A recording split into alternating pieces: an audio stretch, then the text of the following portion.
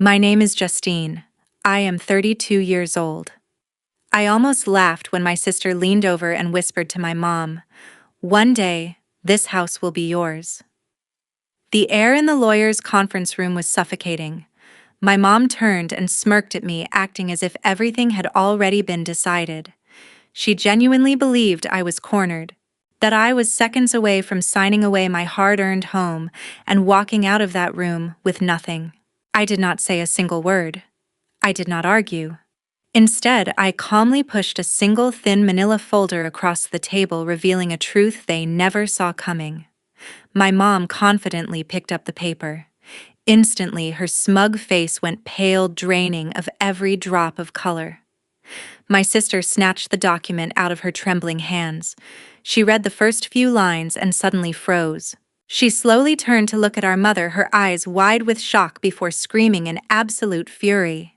If you have ever been betrayed by the very people who share your blood, make sure to hit that subscribe button and share your story in the comments below.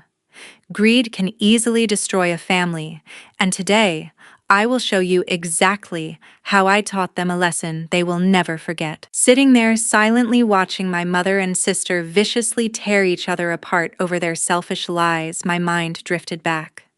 It drifted back to a pile of worthless scrap wood and the deeply unfair will reading from 5 years ago that started this entire nightmare. 5 years ago, on the exact morning after the funeral of my grandfather Harvey, the old family attorney summoned us to his downtown office for the final reading of the will. My mother Karen and my sister Kira sat in their leather chairs, practically vibrating with greed. When the attorney announced their portions, they did not hide their grins. Karen received his massive retirement accounts and a healthy stock portfolio. Kira inherited 2 prime pieces of commercial real estate located right in the city center. Then the attorney turned the page and looked directly at me. My grandfather left me exactly 1 physical asset: an abandoned, boarded-up shotgun house located in a severely run-down neighborhood of Louisville. Kira loudly scoffed, openly mocking the inheritance. She called it a pathetic pile of toxic waste that would cost more to demolish than it was actually worth. Karen smirked and agreed, acting deeply insulted that such a garbage property was even mentioned alongside their newfound wealth. But the attorney raised his hand, cutting off their laughter. He adjusted his glasses and read a very specific ironclad clause that my grandfather had explicitly written just for my portion. This specific property is transferred under the sole independent ownership of Justine. No other family member acting as guardian representative or proxy is permitted to manage, interfere with leverage, or sell this asset on her behalf. Karen immediately rolled her eyes. She scoffed and muttered that nobody in their right mind would ever want to steal a collapsing rat trap anyway. They took their checks and walked out, leaving me sitting there with a deed to a ruin. That exact same afternoon, my boyfriend Cole and I drove down to Louisville to inspect my inheritance. Cole is a licensed general contractor, a man who builds solid structures from the ground up. We stood on the cracked sidewalk staring at a total disaster. The roof sagged heavily in the middle, threatening to cave in. The wooden porch steps had completely rotted through, crumbling under our boots. Inside, the air smelled of deep mold and decades of absolute neglect. I felt a heavy knot twist in my stomach. I was ready to walk away and sell the lot for pennies. But Cole did not agree. He spent an hour walking the narrow length of the house, striking the exposed studs with his hammer and checking the foundation blocks. He looked at me with absolute certainty and declared that the bones were perfectly solid. He saw massive structural potential hiding underneath the decay. That afternoon sparked a grueling 5-year obsession. We did not have the cash to hire a professional crew to fix the disaster. Instead, I had to walk into the bank and take out multiple high-interest personal loans just to cover the raw materials. I spent weeks navigating the frustrating city bureaucracy, applying for and securing every single construction permit myself. Then the real nightmare began. Every single weekend, while Kira and Karen were taking luxury vacations funded by my grandfather's money, Cole and I were wearing heavy respirators. We violently swung sledgehammers to tear down crumbling plaster walls. We ripped out miles of dangerous, outdated electrical wiring that posed a massive fire hazard. We crawled in the dark mud under the floorboards to run entirely new copper plumbing systems. Doing a full structural renovation in the United States means playing a strict game of legal compliance. We could not just cover up the walls. After completing the rough framing, we had to stop all work and wait for the official city inspector. After finishing the electrical panels, we waited for another inspector. If a single wire was out of code, they failed us, forcing us to redo it. It was exhausting. My hands were constantly bleeding and my bank account was constantly draining to zero. But slowly the rotting wood transformed. We installed massive skylights to flood the narrow shotgun layout with bright, natural light. We laid down custom hardwood floors and built a massive chef's kitchen. We poured every ounce of our sweat and our sanity into that property. By the time the final coat of exterior paint completely dried, that abandoned rat trap had officially appraised at over $350,000. We turned a worthless nightmare into a highly sought-after modern masterpiece, and most importantly, it was entirely mine. Right as the exterior paint completely dried on the front porch steps this past midsummer, my family's attitude violently shifted. Karen and Kira suddenly started showing up unannounced at my front door. They completely ignored the grueling 5 years they spent mocking the property. Now they walked through the entryway with wide eyes, dragging their hands over the custom quartz countertops Cole and I personally installed. Karen stood directly in the center of the living room and openly stroked Kira's ego right in front of my face. She looked around, nodded approvingly, and told Kira this would make a perfect starter home for her to move into. Karen completely dismissed my presence. She discussed future furniture placements and wall colors with Kira, as if I was merely a hired contractor staging the property for her favorite daughter. I bit my tongue, ordered them to leave, and assumed they were just being their usual entitled selves. I was entirely wrong. The absolute peak of their audacity happened on a Saturday afternoon. I was miles away across town buying supplies when a loud notification pinged on my phone. My newly installed security cameras detected heavy motion at the front gate. I opened the live video feed and stared at the screen in pure disbelief. Karen had somehow pried the metal latch off the side gate with a tool. She marched straight onto my brand new deck carrying heavy coolers and bags of charcoal. Right behind her was Kira, trailing along with a dozen of her loud, obnoxious friends. They immediately fired up a massive charcoal grill right on my expensive hardwood deck, sending thick smoke toward my clean windows. Kira paraded around the property with a drink in her hand, actively giving her friends a grand tour of the space. She pointed at the fixtures and the backyard, acting like the absolute master of the house. Meanwhile, Karen loudly bragged to the guests about the expensive upgrades, claiming the family worked hard on it. They invaded my personal sanctuary, broke my gate, and threw a wild barbecue without ever asking for my permission. I slammed my foot on the gas pedal and sped straight back to the house in Louisville. I pulled into the driveway, marched right up the wooden steps, and aggressively pulled the power plug on their outdoor speakers. The music violently cut off. Kira's friends stared at me in complete silence. I pointed directly at the street and ordered every single one of them to get off my property immediately.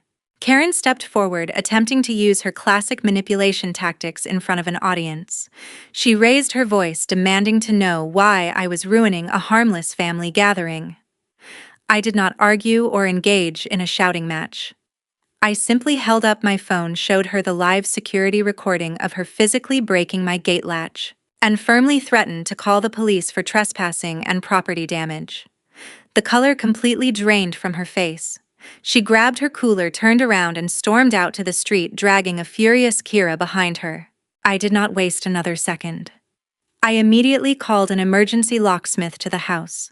Within an hour, every single entry point was retrofitted with heavy-duty smart locks, reinforced steel deadbolts, and upgraded strike plates. I downloaded the entire security footage of the break-in and saved it to a secure external hard drive. I knew exactly how Karen operated, and I needed undeniable hard proof of her actions. Being physically blocked from her ultimate prize made Karen completely snap. The very next morning, she launched a vicious smear campaign across the entire extended family network. My phone constantly buzzed with angry text messages from aunts and cousins I had not spoken to in years. Karen had twisted the narrative entirely. She cried to anyone who would listen, spinning a wild, fabricated lie that I was a selfish monster. She claimed I was hoarding family wealth, deliberately stealing Kira's future, and heartlessly throwing my own mother out onto the street. The family gossip machine painted me as the ultimate villain who cared about nothing but money. I refused to justify their delusions with a response. I simply locked my heavy steel doors, completely muted my phone notifications, and let them scream their lies into the void. One late afternoon in early August, I checked my mailbox and found a thick, certified legal envelope stamped with red ink. I ripped the heavy seal open right there on the sidewalk. Inside was a formal demand letter from an unknown law firm located 3 towns over. Attached directly behind the cover letter was a notarized document officially titled a private loan agreement. I read the text and my blood immediately boiled. Karen audaciously claimed she had personally loaned me every single dollar used to fund the house renovation. She fabricated a massive financial debt out of thin air. Because of this supposed financial support, she formally demanded the civil court system grant her an immediate and binding equitable interest in my property. The letter concluded with a vicious ultimatum. I had exactly 30 days to legally transfer 50% of the property deed directly into Kira's name. If I refused to comply, Karen threatened to file a massive lawsuit, place a heavy lien on the house, and initiate aggressive foreclosure proceedings to forcibly auction off the asset. She wanted to destroy my credit and seize the home I built with my own hands. The very next morning, I walked straight into the downtown office of my lawyer, Elliot. Elliot is a ruthless, highly experienced attorney who specializes in real estate fraud and hostile estate disputes. I slammed the threatening envelope onto his wooden desk. I did not waste time explaining the emotional family drama. I just told him they were trying to steal the house using fake paper trails. Elliot calmly adjusted his glasses, picked up the forged agreement, and intensely scanned the legal jargon. He immediately frowned. His sharp eyes locked onto the printed signature block at the bottom corner of the filing page. He recognized the preparer's name instantly. The document was not drafted by a licensed attorney. It was illegally prepared by a distant family cousin and corrupt paralegal, Jace. Jace worked as a low-level assistant at that specific law firm. Elliot explained that Jace had a shady reputation in the local legal community for bending administrative rules and drafting questionable documents for desperate clients. He was the perfect inside man for Karen's desperate scheme. Karen had clearly bribed him to bypass standard legal verification and push this fraudulent contract through the system. Elliot pulled out a yellow legal pad and began meticulously cross-referencing the financial figures listed in Karen's fake contract. The fabricated loan amount was highly specific. It was calculated down to the exact cent. It was not a random number pulled from thin air. Elliot immediately launched a deep background trace into my family's historical financial records. Within hours, he bypassed the fake documents and pulled up a sealed archived bank file from over 15 years ago. He printed the document, slid the official bank statement across the desk, and revealed the sickening truth. The exact dollar amount on the fake loan perfectly matched an old, forgotten educational trust fund. My grandfather Harvey had secretly established this private trust exclusively for my college tuition when I was just a teenager. Because I was a minor at the time of its creation, Karen was legally appointed as my temporary financial guardian. She never told me about the money. She hid the existence of the trust fund for over a decade. Now she maliciously dug up those ancient expired guardianship records.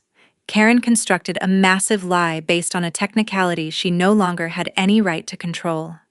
She weaponized my own grandfather's generosity against me. She abused her former legal authority to access the old financial data. She then used Jace to draft a completely fraudulent contract, illegally rebranding Harvey's educational gift as a personal home improvement loan that I supposedly owed her. Karen firmly believed this fake paper trail was absolutely bulletproof. She thought she could easily manipulate the civil court system to legally rob me and hand the ultimate prize directly to Kira. She thought I would just surrender out of fear of an expensive legal battle. She severely underestimated my resolve to fight back. During the second week of September, the extended family hosted their annual barbecue at my aunt's house. I decided to attend to watch their performance. The backyard was packed. Dozens of relatives stood around holding paper plates, casually gossiping and actively avoiding my gaze. Suddenly, Kira stepped directly into the center of the concrete patio. She grabbed a metal fork and aggressively clinked it against her glass cup, demanding everyone's absolute attention. The loud chatter across the yard immediately died down. Kira stood tall, puffed out her chest, and loudly announced that her legal team had practically secured their ultimate victory. She boldly declared that within days, the Louisville property deed would be legally transferred directly into her name. Karen sat at the patio table right next to her, beaming with absolute pride. She played her role flawlessly. Karen looked around the crowd with a soft, victimized expression. She acted like the ultimate devoted mother who had just fought a grueling, heartbreaking battle to secure her eldest daughter's rightful future. The relatives completely bought the act. They immediately erupted into applause. They clapped, cheered, and offered Kira premature congratulations on her new home. The crowd slowly turned their heads toward me. They expected a massive, dramatic explosion. They desperately wanted me to scream, throw my drink, or break down crying in front of the entire family. I gave them absolutely nothing. I stood completely still near the edge of the yard. I looked directly into Kira's eyes, raised my cup high in the air, and offered her a warm, highly convincing smile. I nodded my head and publicly toasted her supposed legal victory. I even mouthed the word congratulations across the distance. Karen leaned back in her chair, soaking in the glory. Karen and Kira exchanged a quick, triumphant look. My total public submission violently fed their massive egos. They genuinely believed my silence was a white flag. They thought the aggressive demand letter had completely crushed my spirit, leaving me financially paralyzed and too terrified to fight back against their impending lawsuit. They assumed I was too poor to hire a real defense. They swallowed the bait without a single second of hesitation. They had absolutely no idea what Elliot and I had actually accomplished behind closed doors during the previous week. While Karen and Kira spent their days picking out new curtains and bragging to the family, we spent our days executing a ruthless, silent legal counterattack. Elliot did not waste time sending angry warning letters back to Jace's law firm. He knew that would only tip them off. Instead, he marched straight into a judge's chambers and secured a binding, expedited judicial subpoena. He legally forced the specific financial institution that originally managed Harvey's assets to immediately surrender their sealed archives. A heavy courier package arrived at Elliot's office 3 days later. We did not just get standard digital copies. We obtained the original physically stamped bank statements from 15 years ago, bearing the official red seal of the bank's compliance officer. The documents definitively proved that the exact funds in question originated solely from the educational trust, strictly locked away for my tuition. The ledger proved Karen never contributed a single cent of her own personal money to the renovation project. But Elliot did not stop at the financial records. He wanted to completely annihilate their fabricated loan agreement and expose Jace's corruption. He hired an independent, highly certified digital forensics expert to investigate the opposing counsel's submission. This expert bypassed the law firm's standard PDF printout and legally extracted the raw electronic metadata from the digital file Jace filed. The technical results were absolutely devastating. The metadata contained the exact digital footprint of the document's creation.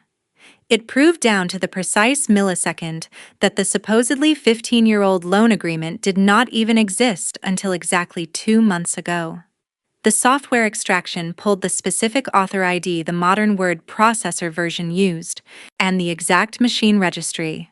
It definitively proved Jace created the fraudulent file on his specific office computer long after Harvey died. He literally typed up a fake history. We held the red-stamped bank statements proving the financial origin. We held the raw digital metadata proving the forgery. The legal trap was fully constructed. The heavy ammunition was completely loaded. I sipped my drink, smiled back at Kira, and watched Karen laugh with my aunts, knowing she remained completely oblivious to her incoming destruction. Throughout the entire 4 weeks of October, I completely severed all communication. I blocked every single incoming phone number and let Karen wildly escalate her aggressive psychological war. My total silence drove her absolutely insane. She aggressively bombarded my voicemail inbox every single day. She left over 40 frantic voice messages. I sat at my kitchen counter and listened to recordings of her screaming into the receiver, violently threatening to destroy my credit score and bankrupt me with massive court fees. She promised to drag me into a courtroom and humiliate me in front of a judge. She demanded I immediately sign the property transfer paperwork over to Kira or face total financial ruin. When I refused to answer, Karen weaponized the entire extended family network against me. My inbox was completely flooded with harsh emails from angry aunts and cousins, all manipulated into terrorizing my mental state.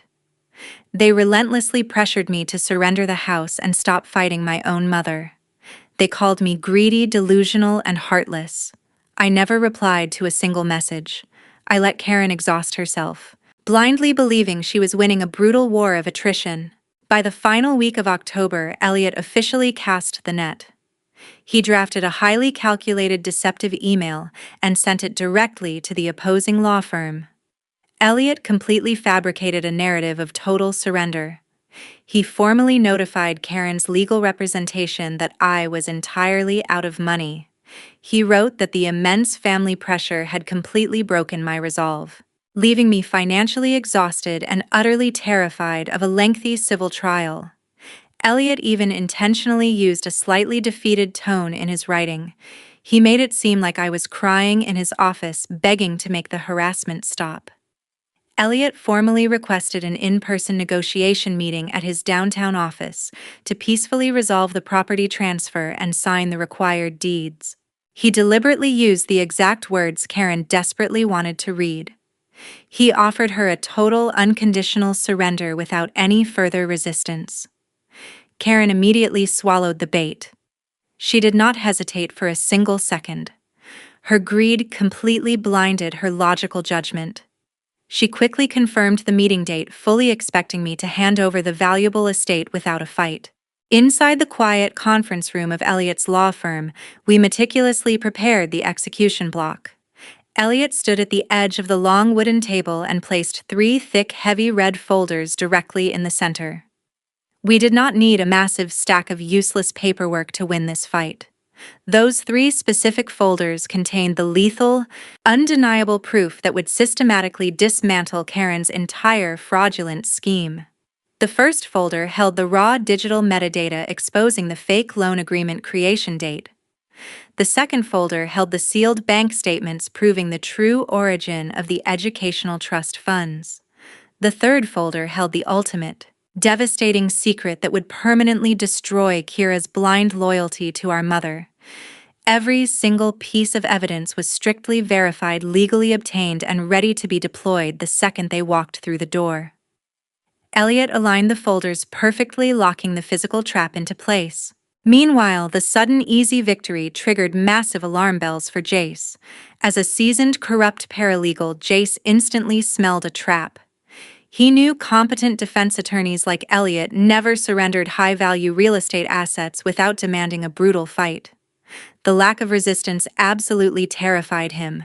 Jace knew the severe legal penalties for submitting forged documents to a judge. He realized he was risking his entire career and his freedom for Karen's selfish plot. Jace aggressively called Karen the night before the scheduled meeting. He panicked, desperately begging to pull out of the scheme before it blew up in his face. He warned her that Elliot was playing a dangerous game and wanted to cancel the fraudulent demand completely. But Karen ruthlessly shut him down. She screamed at him over the phone, refusing to let him back down. She viciously demanded he finish the exact job she paid him for. She forced him to stay in the game, completely blinded by her own arrogance. Karen firmly believed she had outsmarted everyone. She commanded Jace to prepare the final transfer documents, unwittingly forcing her co-conspirator to march directly into our trap. Exactly at 10 o'clock on Wednesday morning, Karen and Kira confidently pushed open the heavy glass doors to Elliot's third-floor conference room. They walked inside with immense arrogance, stepping heavily on the carpet, completely convinced they were about to walk out with the legal deed to my property. Karen did not even bother to pull out a chair and sit down. She aggressively marched straight to the edge of the large wooden conference table, violently slammed a thick stack of property transfer documents onto the polished surface, and threw a black pen directly in my direction. She arrogantly ordered me to sign the paperwork immediately and officially hand the Louisville house over to Kira without another word. The air in the lawyer's conference room instantly grew suffocating and incredibly tense. Kira sat down in a leather chair, leaned over to my mother, and confidently whispered into her ear, "One day this house will be yours." Karen turned and smirked at me, acting as if everything had already been decided. She genuinely believed I was cornered, that I was seconds away from signing away my hard-earned home and walking out of that room with absolutely nothing. I did not say a single word. I did not argue or defend myself. Elliot calmly stepped forward and flipped open the first red folder on the table. He did not yell. He simply slid a certified digital forensics report across the wood. Elliot looked directly into Karen's eyes and explained exactly what the paper meant. The document contained a complete metadata extraction of the private loan agreement she had legally submitted to the court. Elliot bluntly revealed that the software proved the supposedly 15-year-old contract was actually typed on Jace's office computer exactly 2 months ago. He loudly exposed the precise digital footprint, the specific author ID, and the exact timestamps of the undeniable forgery. Karen's confident smirk immediately twitched. Her face lost a fraction of its color, but her massive ego refused to break. She stubbornly slammed her fist on the table, desperately shouting that the technical report was a complete lie and violently threatening to sue Elliot for professional defamation. Elliot completely ignored her desperate tantrum. He effortlessly flipped open the second red folder and slid the official red-stamped bank statements right next to the forensic metadata report. He loudly announced that he had legally subpoenaed the original financial ledgers from Harvey's sealed educational trust. He traced every single cent of the disputed funds directly back to my grandfather's private banking account. Elliot aggressively pointed at the highlighted ledger, explicitly stating that Karen never contributed a single dime of her personal wealth to my renovation project. Then Elliot dropped the ultimate legal hammer. He firmly warned Karen that possessing a forged legal document to actively extort high-value real estate constituted a severe criminal felony. He promised to submit both folders directly to the local police department's financial fraud division before the end of the day, if she did not immediately withdraw her entire civil claim. Karen physically stumbled backward, her arrogant posture completely shattered in an instant. She fell hard into her chair, gasping for air as the devastating reality of a criminal fraud indictment crashed down on her entirely. Her breathing became incredibly heavy. She stared blankly at the tabletop, completely paralyzed by the devastating consequences of her own blinding greed. She finally knew she had lost the war. Right at that exact moment, as Karen's face went completely pale from absolute fear and realization, I finally made my move. I reached out and calmly pushed the third and final red folder across the table, finally exposing the cruelest truth of her entire illegal operation. Kira aggressively snatched the document out of her mother's trembling hands before Karen could even react or attempt to stop her. Kira's eyes frantically darted across the pages, absorbing the printed text. She read the undeniable proof that she was nothing more than a disposable pawn in a massive financial scam. In mere seconds, her facial expression violently morphed.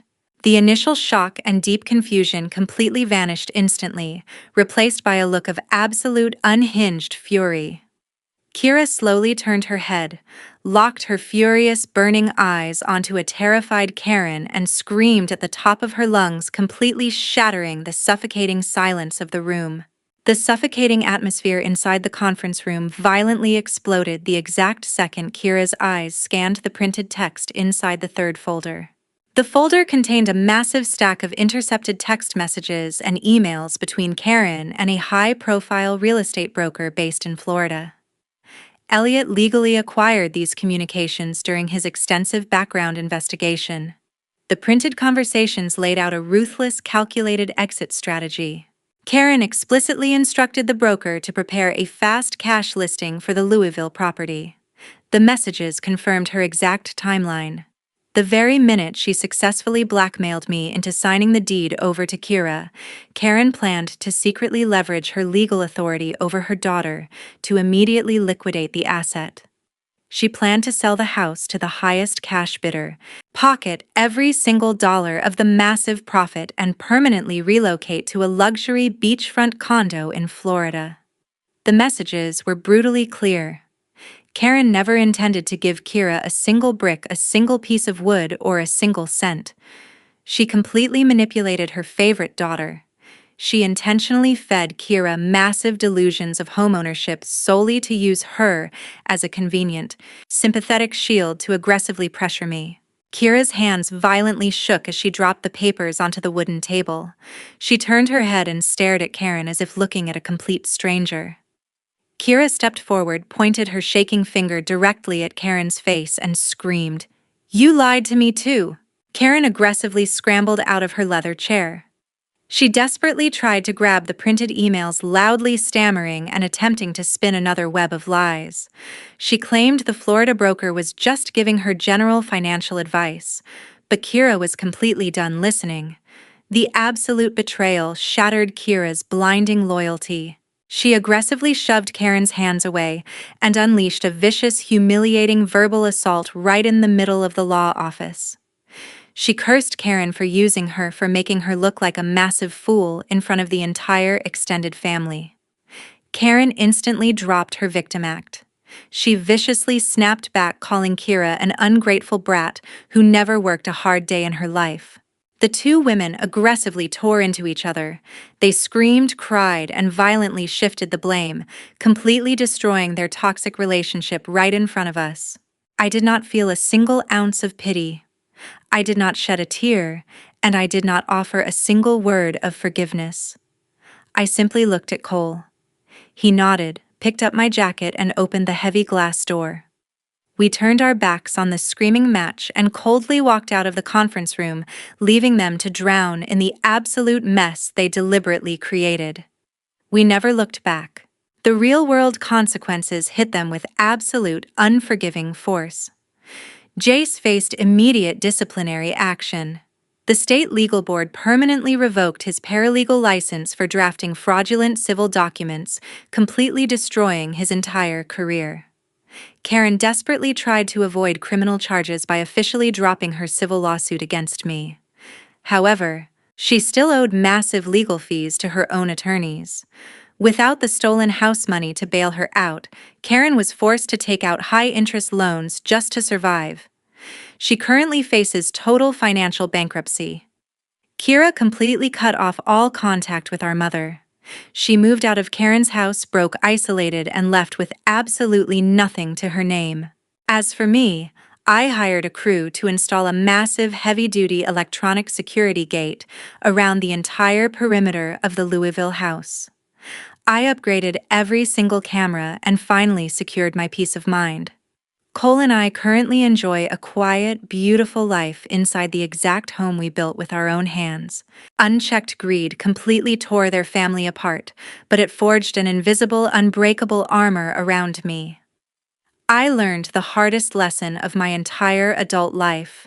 Never compromise your boundaries, and never negotiate with toxic people who view family ties as nothing more than a convenient tool for financial exploitation. Thank you for listening to my story.